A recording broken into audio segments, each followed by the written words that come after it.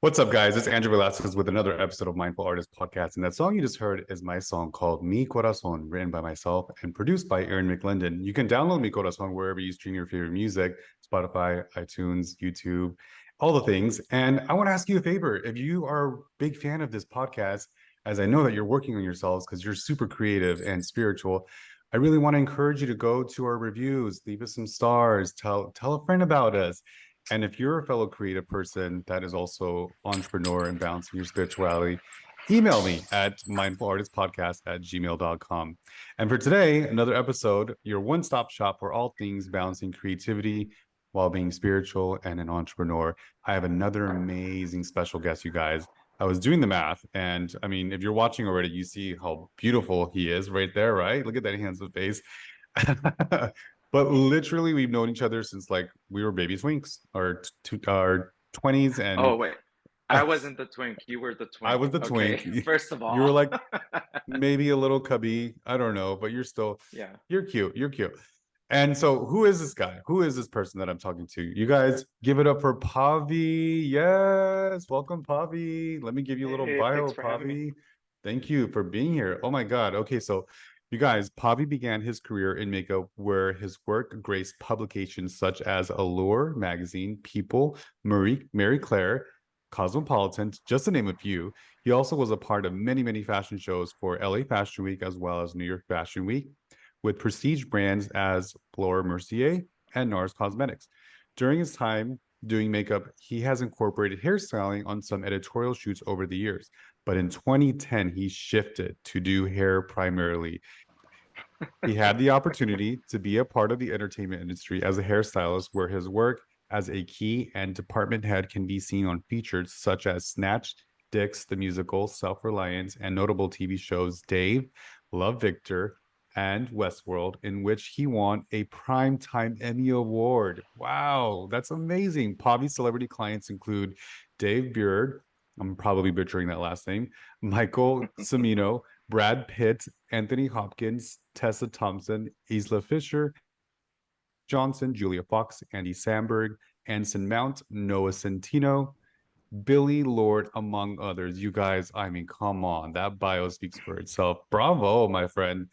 Thank I mean, you. I have looked up to your portfolio for such a long time. You've been a really great friend and mentor in the past whenever I had, questions about the industry and being a part of an Hmm. agency or local 706, all the things. And I'm just so proud of you. You've come such a long way. You're an Emmy Award winner. Like, wow, like I want to know all the things. And this is why you're a perfect guest for this. Um, let's go a little bit back in time and talk about where's Pavy from? Where did you grow up? Give us a little bit of the Ooh. origins. Yeah. All right. Well, all right, I'll give you the cliff notes. I mean, I'm from Orange County originally. I was pretty much grew up in Costa Mesa. And for anyone who's from Orange County, they know how conservative it was. And when I was growing up there, Mm-hmm. it was like the 90s. And something that you and I have in common, obviously, is our love for Madonna. Yes. And Yes. clearly, if you know Andrew, you know he is a Madonna She's right stan. there. She's Yeah, right there. like she's there and she's in a few other places that they Yeah. can't see, but I saw. Yes. Yes. I love that you know. But I mentioned that because she was someone who was very instrumental in just helping me kind of push the envelope and be myself. And, I came out when I was 14 years old, and I was probably one of the only, out gay people in high school, besides a couple other people. But I was like in ninth grade, and, like I said, it's Orange County. It was conservative. It was not that accepting. Some people have told me over the years, like that I inspired them to come out. That because of them, they felt comfortable to be who they were, and you know, I always was pushing boundaries with like doing stuff with like my hair, doing things with my makeup, wearing barrettes, doing glitter. I mean, it was the time of raves. It was the time of Yes. party crews. Like Mm-hmm. I had a greaser look for a second. I would do like, like a candy kid thing. I would do club kid makeup and hair Work. to school. Like I really was out there, but my first love was actually my first love was fashion. for a long time I wanted to get into fashion design. Um, and I would like make Barbie clothing, for my Barbies when I was a kid. Yes, I So was that cute. that gay. I had the Hmm. Barbies. I have the Um, Cabbage Patch and the He-Mans, but I would turn them into drag queens too. oh, oh, you would use the yarn from the Cabbage Patch to like make Yes, a wig for He-Man in color. 100%. Well, yes. Yes. And the Rainbow Um, Bright sprites. I love those too. oh yes, yes. Hmm. I had a red butler and like the green one because every time I would go to look for Rainbow Bright, she was sold out. I still have my And blue it was the one. only one in like the bargain bin was Red Butler. Like that was the only one. Yes. But yeah, so just play with dolls kind of got me into fashion. And then when I was in high school, like, junior, senior year, I started to look through magazines and really get inspired by, you know, the 90s supermodel. I mean, recently that show came out on Apple TV about the supermodels. Like, Hmm. that was So my good. area. That was like my era, our era of growing up. Like, They were the to first be in high influencers. school, they really were. And it was like they were everything. And so I would look at these fashion magazines and see, Linda Evangelista is a great example that she She's would my be in different favorite. campaigns and you would see like all these different looks on her. And I was like, I almost wouldn't recognize her in some things. And then I realized, like, oh, it's the makeup and the hair that she looks different, but you can still kind of see her. And I was just so entranced with that. So I immediately started getting into makeup. One of my first jobs, which a lot of people say, don't tell people you did that, but I'm sorry, I'm actually proud of it. I worked What? at What is Glamour it? What? Shots. Glamour Shots. Yes. Glamour shots Yeah, are so awesome. I mean, listen, for me, it was a really good opportunity, especially looking back, knowing what I know now. I got to see what makeup looked like on camera. I got to see, balance of hair on camera because when you work at Glamour Shots, it wasn't just like, I'm gonna go and play with makeup. Like you had to do hair, you had to do makeup. At the time, I really didn't know how to do hair. Like I had never really used hot tools. As the first place that I learned how to use hot rollers, and I had a couple stylists there kind of teach me how to use an iron, and then that totally changed the way I started doing hair. But Thermal of it all. nonetheless, I was still really like into makeup. That was like my love. I was all about the transformation. I also began doing drag around that time. Like in high school, I started doing drag. So little or side origin of that, Work. So I did drag. So obviously I was playing with my face and doing all kinds of things. Wait, you have Um, to know what was your drag name. oh, And did you have a well, drag mom? you know, I technically didn't really have a drag mom, but my drag name was Misfiction. So Hmm. Misfiction was like a quick side story about Misfiction. So I was going to Oz at the time, like 18 years old. It was the gay club in Orange That County. place Like was if you were amazing. gay, Yes. that's where you went. Like you And were like Latino. when you went there, you were somebody, and they had 18 and over, and like sometimes you get there and they could sneak you into the 21 and over side. Um, I won't say who those people were. I don't want Uh-huh. to get them in trouble. Like it matters anymore. The club is no longer there, but For me, it I'm was gonna keep Arena. that secret. Oh, Arena. Oh, Arena too. That was like Hmm. that was the playground to have like your club kid fantasies and like your Yes. house music fantasies and like Oh, dance. Friday nights was all ages and you could so good. dance till like 4 in the morning. It's like so New York. Hmm. Um, but I went to the show at Oz and I had gone dressed in drag a couple times and I went and I was watching the show and I'm like, oh, I could, there was like queens like Tiffany Diamond and Brittany Halston and Paulina or Pauline. You remember Mm. Pauline? She did Hmm. Selena. She was a Selena impersonator Hmm. for the most part. And the host was Tommy Rose. And Tommy Rose, actually now she's I think she's a cast member in La Cage over here in LA. It's like a really big deal for Nice. her. I just noticed she's doing that. But anyways, so she was the host, and I remember going to her after the show saying, you know, me being this 18-year-old fierce, you know, my nickname was Diva Bitch. So that can give you an Very indication fitting. on who I Fitting was back then. with the capital T. Everybody knew about Diva Bitch. Um, so I went backstage and I said, I want to perform. And she's like, well, okay, we have a spot in 2 weeks. You can perform. what's your drag name? And I said Diva bitch. And she like scoffed at me. She's like, ah, honey, you have to Oh, earn the name Diva. You're gonna have to ooh, come up with another name. And I'm like, oh shit. you got schooled. I got schooled, and I remember like I was getting my performance ready, and I was talking late one night with one of my friends, and you know, Mac was a very popular brand at the time. Like it was that was when Mac was in its like Prime. prime time. Like Mm-hmm. it was the best formulas, the best color selection. Everybody was using it. It was affordable, but not cheap. It was also like Everybody the who was, go-to drag queen look, makeup, yeah. product Oh yeah. wise. Yeah. I Yeah. mean, studio. You were like, if you were a gay boy, if you were a drag queen, you had Studio Fix on your Mm-hmm. face, like Probably beat too down. much, too lighter than your skin tone, but yeah, that's what we would need. Yeah, that was the look. That was It the was the filter. 90s. It was the 90s. But I remember I was on the phone late one night with a friend of mine. I was trying to think of drag names because I'm like, I can't, you know, use Diva Bench. And she's like, huh. And, a calendar just came out. They were featuring like different colors each month for Mac. And I happened to have one. I was flipping through it. She was looking at it. She's like, what about fiction? I'm like, fiction. And at the I time, did there was not drag know this queens. story. Yes, that's how I Miss love Fiction came to be it. because you know Miss was like you know at the time there was Lady Miss Cure, there was um, Miss Lady Bunny, there was uh, God Misunderstood, Mm-hmm.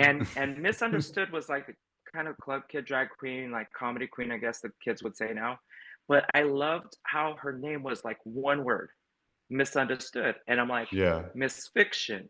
So it's not like Miss or Mrs., it's Miss Fiction, like one Very word. Madonna. Mm-hmm. Yeah, and I'm like, this is who I am. I'm Miss Fiction. You know, it's like kind of the balance between what's real, what's fake. You know, choose your illusion. That's who I am. Like I'm just gonna give you what you don't know you need yet, but you're gonna be glad you got it. Mm-hmm. So, Love that. anyways, that was like a detour. So It's drag, okay. yeah. No, we're here for the detours. Yeah, so I did that uh and I worked at Glamour Shots, so I got a little bit of experience behind the camera, like learning about makeup and hair, and I was like a supervisor there. And then I started working at the makeup counter. So one of the first makeup lines I worked for was Hard Candy, which I don't think they exist anymore. Correct me if I'm wrong. I'm not I don't sure. know. I can look it up I, really quick while you're talking. yeah, but they were like really big. They came out with their nail polishes and they had like the best shadows, like very pigmented. They were doing silvers, they were doing glitter, they were doing bright colors and um so I got hooked up to freelance They're for them still in on online. There's a oh they are? hardcandy.com. Mm-hmm. Oh wow. Oh wow. Yeah. That's really good to know. Well, kids go check out Hard Candy. Get the techno shadow. That's like the best shadow quad ever in life, if they have it.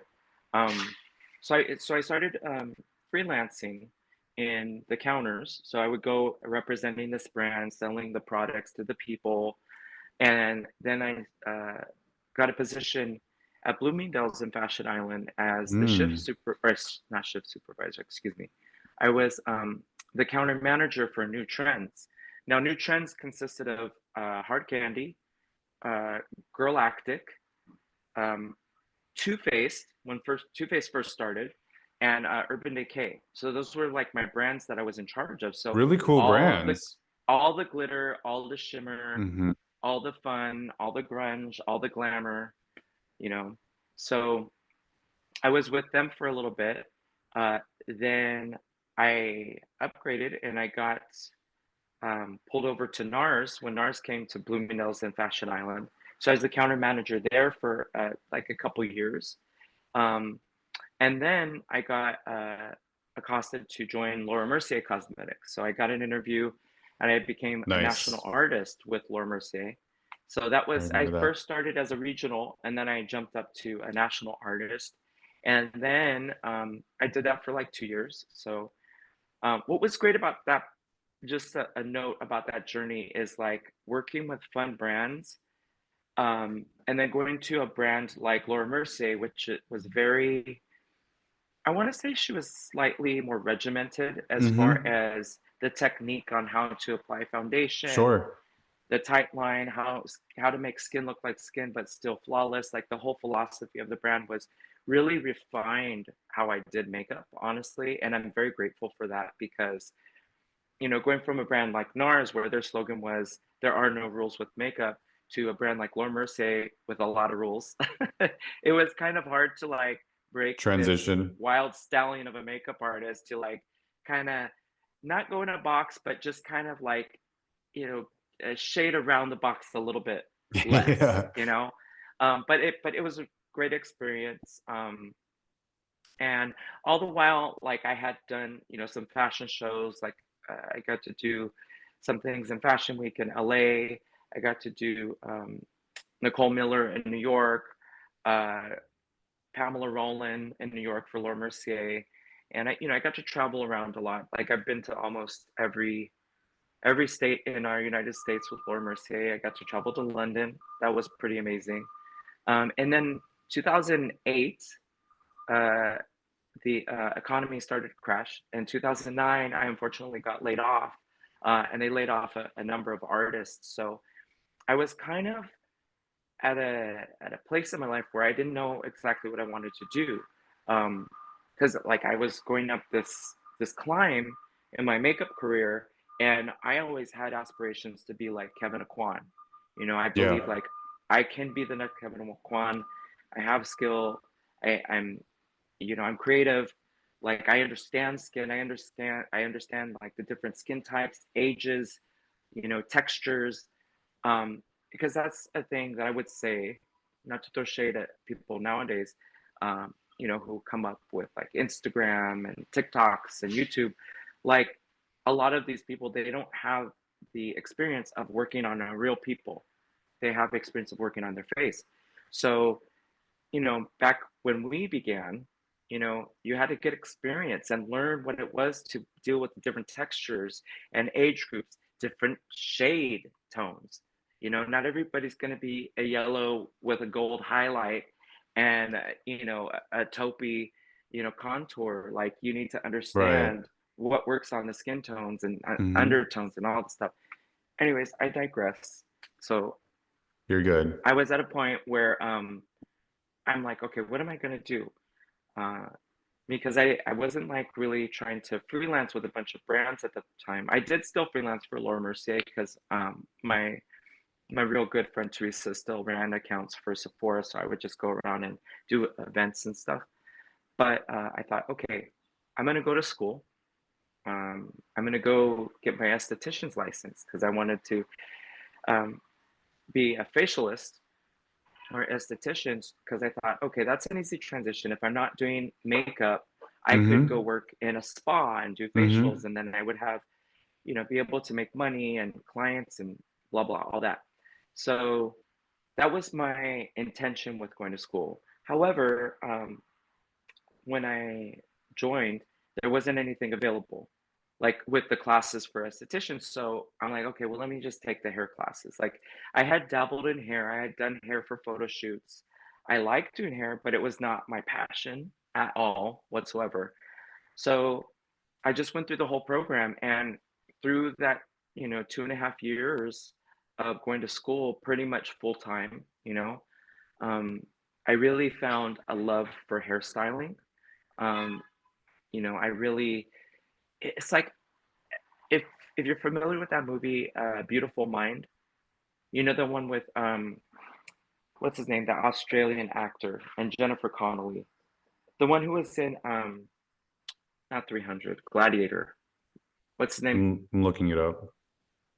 Well, anyways, that actor, that Aussie, um, he played this character that was a genius, and he was a mathematical genius, and like these equations, like you'd look at a board and these equations would pop up on the board and it would like solve the problem. Almost, actually, another example is Queen's Gambit. When she's looking at her plays with the chess pieces on the ceiling. It's like all the Well, pieces anyways, of the puzzle coming together. yeah, it's in her head. So Yeah. like that's how it was for me when I started to learn the fundamentals and the basics of hair.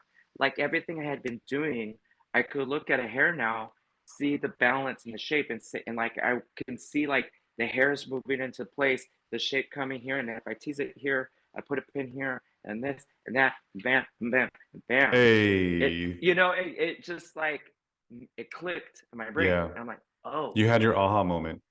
I had my aha moment, and a lot of pieces of the puzzle just like, oh, that's how you do that. Now I feel like, okay, I could call myself a hairdresser.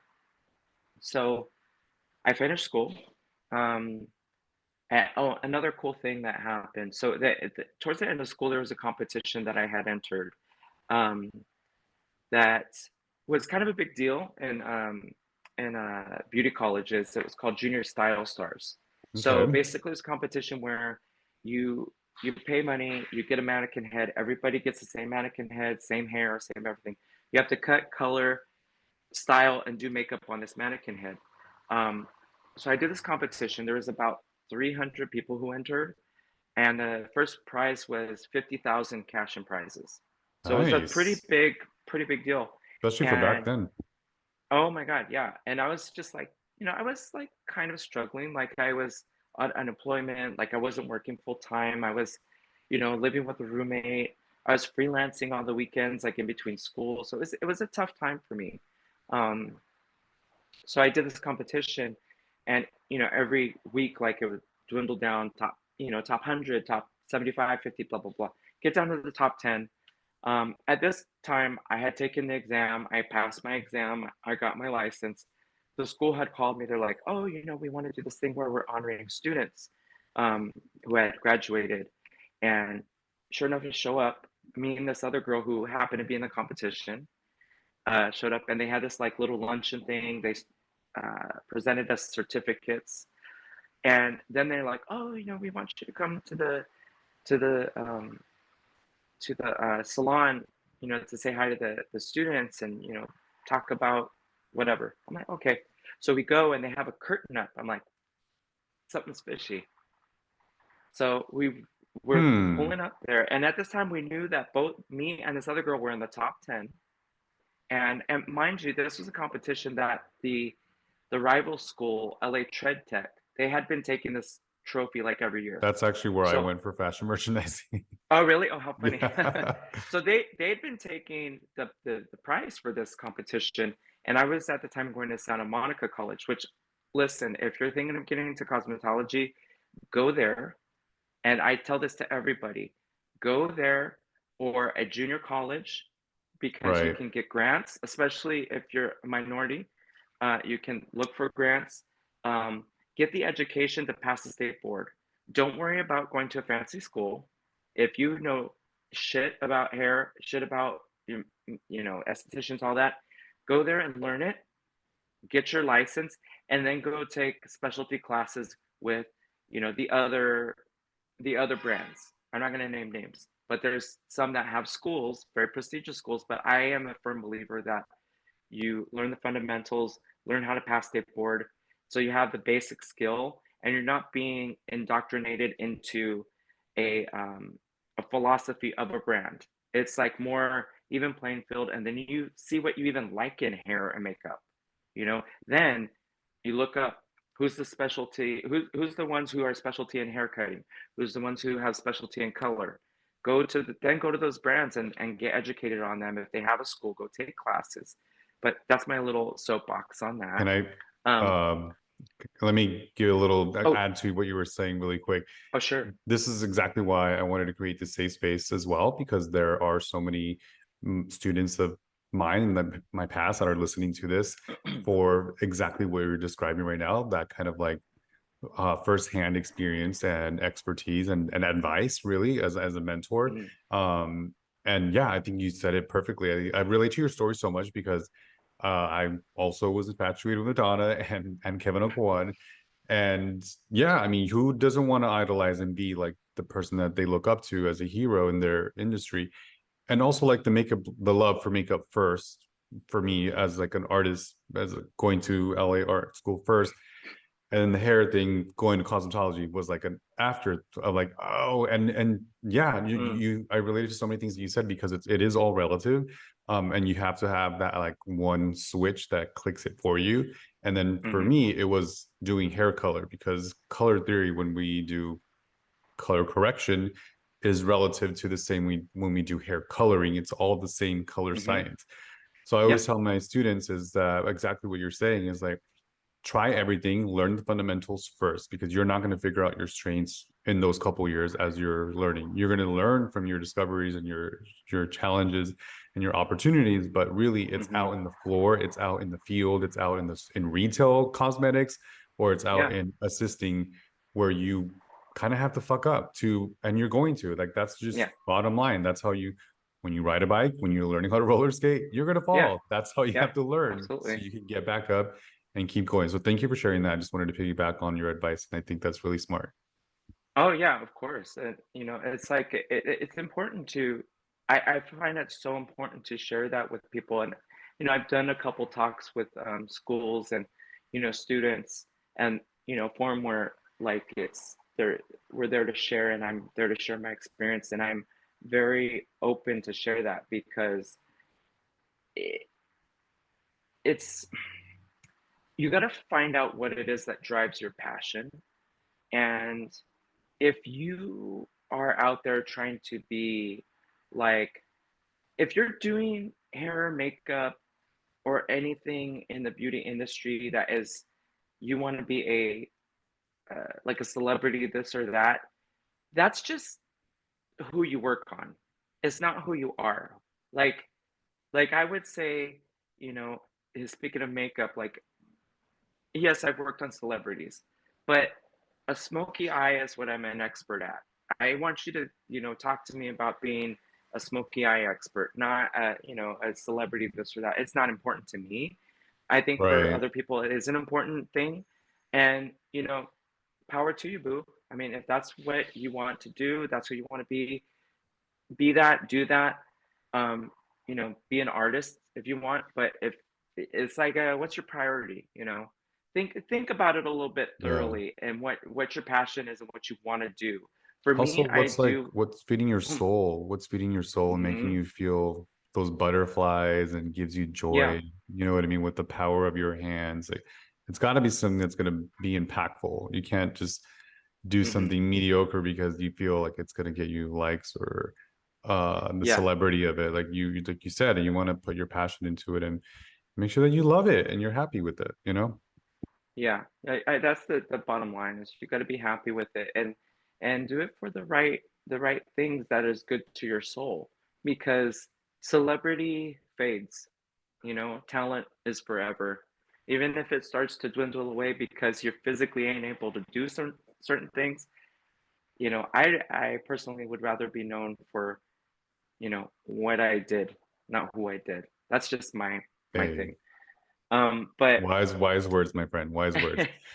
yeah, so oh wait, so back to that story I was telling. So long story short, we go behind the curtain and they're there with a big ass check and it has my name on it. So I won the competition.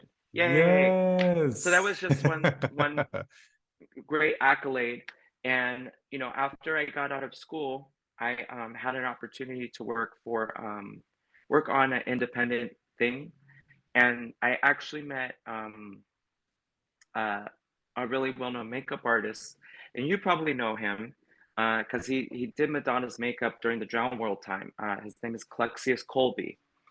Um, Yes, I know his but work. he Yes. worked with Madonna, he's worked with Janet, he's worked with some of the greats, he's done Whitney, and he was working on this project, and we got along really great. And he's like, "Hey, I'm gonna be doing this film, and you know, I want to recommend you to do the hair." And I said, "Okay, yeah, I'd love to do it." You know, not even thinking like, "Oh, I want to get into TV and film." You know, I want to be a hairstylist. I still very much was, I'm gonna be the next Kevin Aquan. That's where Right. my head was. Right. And so I did this film, and lo and behold, like the film flipped. Now, the thing about working in the union, when you do things, it's not the easiest process to get in.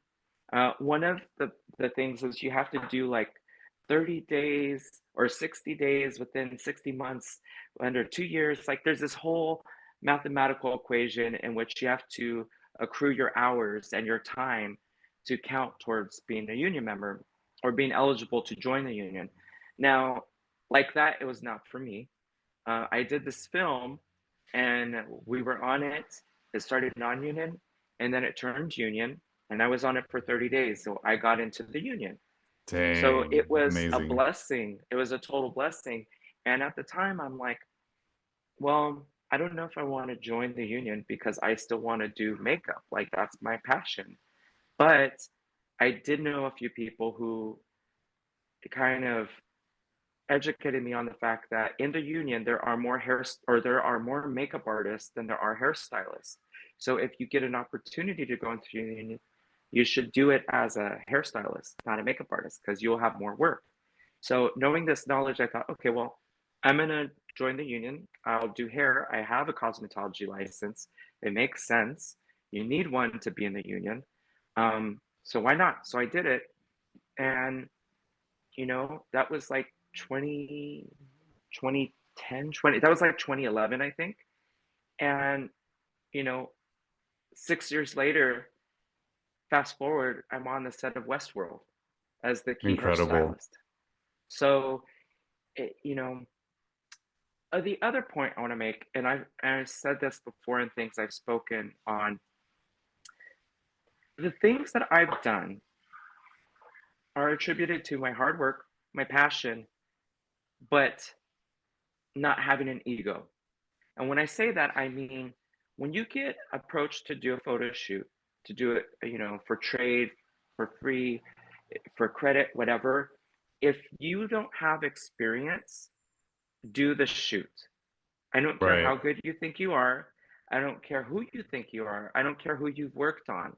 If you don't have the experience, do the shoot because you don't know what that's going to lead to. If you have the time, if you have the kit, why not take that opportunity to exercise your muscles, whether it be your mental muscles, your eye muscles, your hand muscles, your creative muscles is what I'm getting at. Mm-hmm. Mm-hmm. And it keeps you sharp. It connects you to people. And yes, it's like, okay, there are the people who utilize people who don't have experience to get what they want for their thing. But I met an actress on a shoot. It was a free shoot. I didn't get paid. She hired me on a short she was doing. From that short, I did a mini series. From that mini series, I met another actress. She got me on another short. That's where I met Klex. From that, I did the movie. From the movie, I got in the union. From the union, 6 years later, I got on a show. And guess what? I got an Emmy. And I still do free shoots. And oh wait, let me be clear. I don't want a bunch of phone calls for free shoots now. But I'm saying don't scoff at it. Don't put your nose up at it. You do not know who you're going to meet. You don't know who's heading where. I worked on a set once where a PA, just a PA doing lockups, not even working on first team. He was on a show doing PA, and a year later, he's directing a film that won a bunch of awards at a film festival. We're cool. We talk every now and again. I know that if he has a film, he'll hit me up and say, "Hey, I have this thing. We have a budget. Do you want to come and do hair on it?" Like you don't know what seeds, what plants grow from these seeds that you plant. Absolutely. So just drop the ego. Yeah. No, a couple things. I love that you're saying that, and I just want to piggyback on what you're saying. Just to reflect a little bit of your story, your beautiful story, by the way, and I'm so proud of you. I mean, number one, you're expressive and creative, right? And that's always what's going to feed your soul. Number two, you took risks. Like you took many risks to step out of your comfort zone and say, yeah, well, I'm really comfortable with this particular service, but I'm going to try something else. You also joined competition shows where you were put on a stage and a platform to test yourself in front of people. And again, stepping out of your comfort zone. So really my point is to express and encourage others, artists especially, to put yourself in situations like that. Because if you're always in this, comfortable zone, how are you going to expand? How are you going to Hmm. discover other parts of you that maybe you could evolve and grow into, Yeah. and maybe develop better habits, old routines that are not being of service for you anymore. You know what I mean? So that's why I wanted Hmm. to create this space to, so I knew that you were going to be perfect for that. And well earned, like Thanks. pretty much like your Excuse me. puzzle, the way you express that, the pieces of the chess coming together, that's been your career. Like all Hmm. these little pieces have led you up to winning the game, to winning the Emmy, to every nomination. Like you weren't chilling, you know what I mean? Like you No, were at working all. your At ass all. off to network, to do the free gig, to but then boom, it opens up other doors and avenues. So Absolutely. yes, living your life with mind, body, soul. And that's kind of a perfect segue into my next part. What type of spiritualities do you practice, or if you are spiritual at all, and Mm. how does that help you balance your creativity as being an entrepreneur as well? Because that's what you are, you're an entrepreneur. Well, thank you. Yeah, I agree with all that you said. Well, spirituality is a very it's a very personal thing, isn't it? Like, everybody Mm-hmm, mm-hmm. has their thing in life that they look up to, that is their guiding light, that is their God, that is their, goddess, that is their deity, what have you. Um, I come from a family that isn't necessarily very religious or anything, but like my mom's side was Mormon, my dad's side was traditionally brought up Catholic, but when he was growing up and like, he traveled in the Navy and did all these things, he had done different studies and read up on other religions, Hinduism Also, and I love the Buddhism. relationship that you and your dad have. Sorry. Oh, everybody who meets my dad, they love my dad so much, and I'm so grateful that I have my dad. I unfortunately lost my mom in 2007 to I'm sorry for cancer. your loss. Yeah. Um, Thank you, thank you. I know we share, that Mm-hmm, part. Like, mm-hmm. um, They're still with but it's us. hard. Yeah, it's hard when you don't have a parent with you. But to have him in my life is a blessing, and I would say that's a little. When you think about it, when you have a relationship with your parents, or, your aunt, uncles, grandparents, what have you, the person who's raised you, um, it's almost a spiritual practice to connect with them and to learn from their experience and Absolutely. to be there to listen to them, and to understand that time is futile and you don't always have the time. And, that's something I feel like over the years I've kind of realized how important it is to be present with those moments that I actually am able to have with my dad, because I don't know how many more years I'm gonna have, if I'm being Right. honest. I mean, he's Right. he's 82. He's gonna be 82 this year. What's dad's He's name? Paul. What's up, Paul? Yeah, Shout out to Paul. We love yeah. Paul. Everybody knows him as Uncle Paul. You could follow him on Instagram, Let's Uncle go. Paul, UNCLEPAUL. um, but he's a real cool dude, and everybody who meets him loves him, and he is just so full of life, and he has a lot of heart. And I feel like when I think about that question about spirituality, it's about love. It's about self-discovery. It's it's about centering your energy.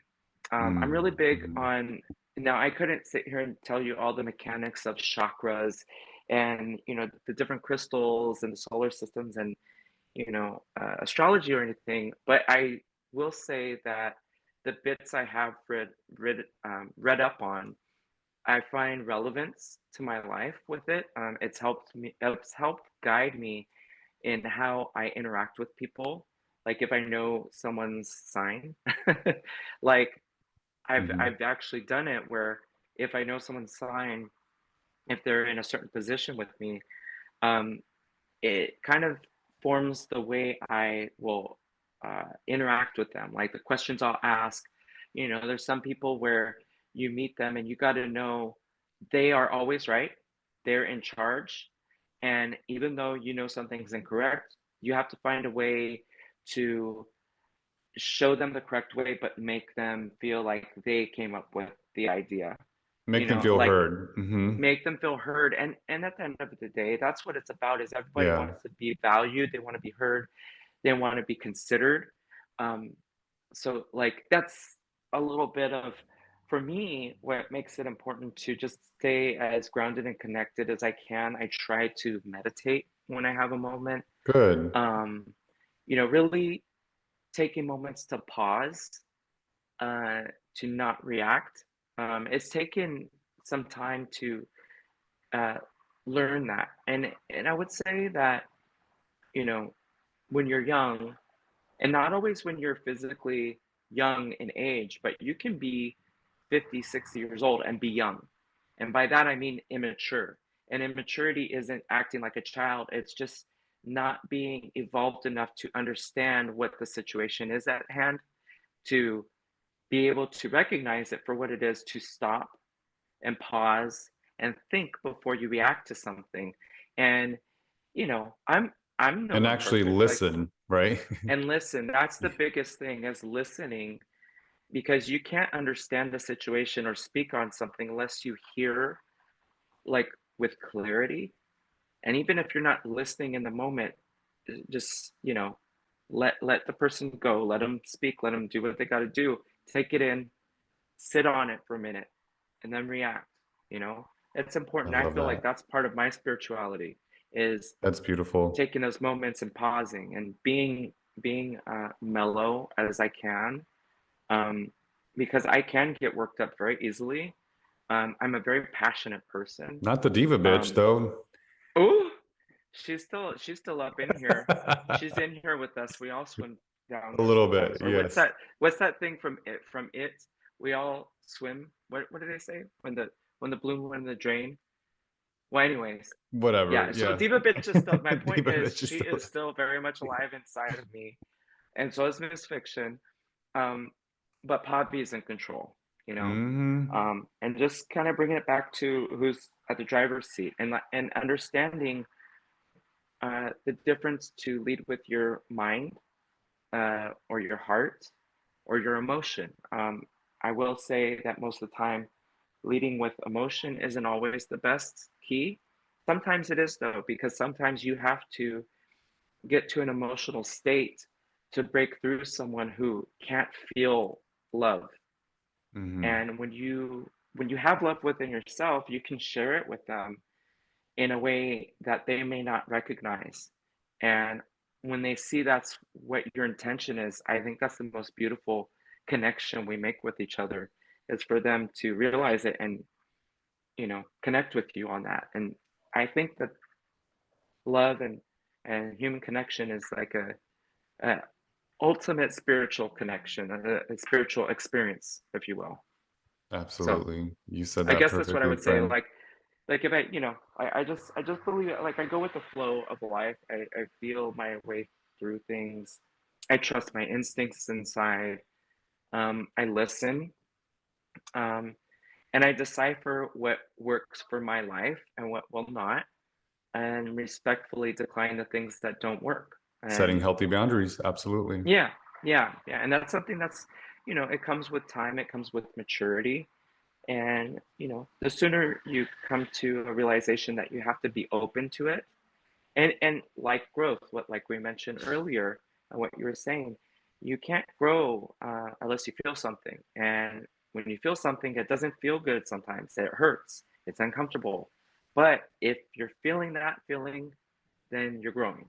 So just go with it. Let it happen. You know. It's temporary. It's all temporary, Hmm. right? Hmm. You're so beautiful. I love you so much. I'm so grateful to have you still in my life. He has blinked those beautiful lashes.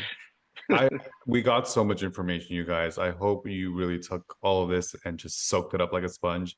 We're now going into one of my favorite parts of this podcast. It's called Wrapping Up Mindful Artist Podcast with rapid cues. So I'm going to ask you a few questions, Ooh, three in particular, just okay. right off the top of your head.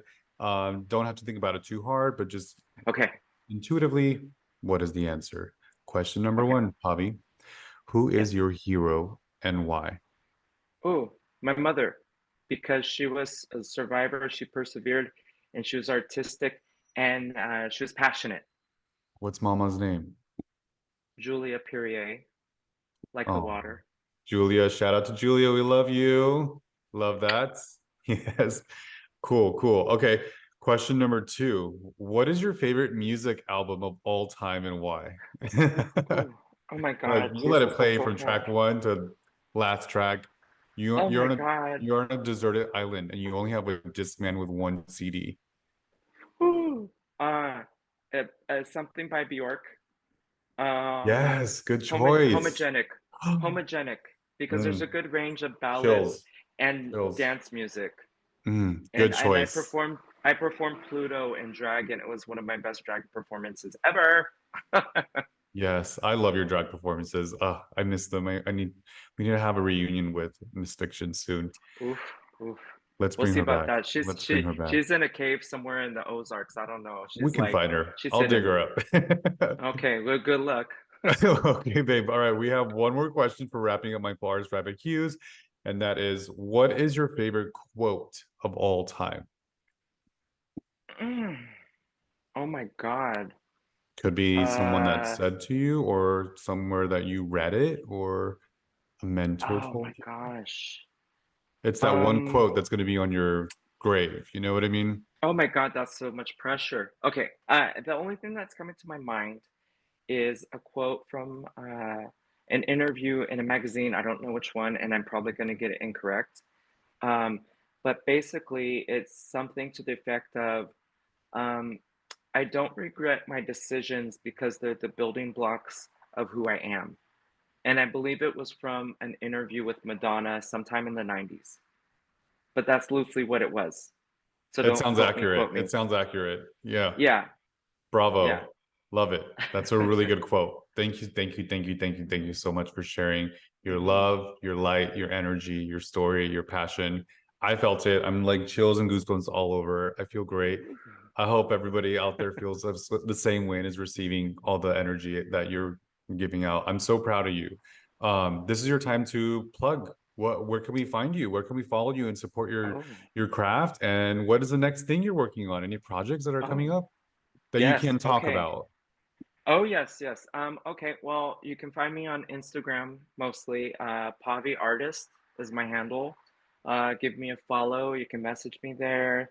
You can check out things I post. I don't post too often because I try to be strategic and post things three at a time because I do this thing with tiles and I have to Sure. have it because I'm so anal retentive about shit.